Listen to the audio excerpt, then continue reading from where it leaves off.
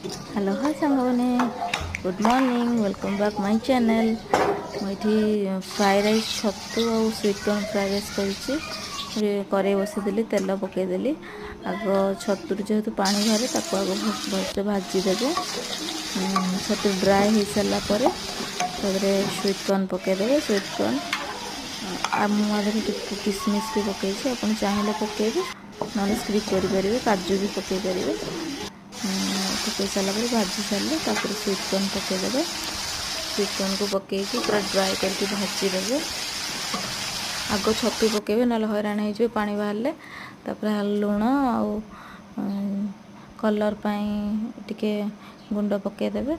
Kashmiri chilli powder आ गोलमरीच गुंड ताको भलसे भाजीदेले पूरा dry हो सारापर भात पकईदेवे। तादेह पकई सारापर मुझे हाल्का बटर पकईची आप पकेले पकेबे ना चलो। आपको मो वीडियो भल लगी निश्चित लाइक करेंगे एंड शेयर करेंगे कमेंट करेंगे। Tata bye bye.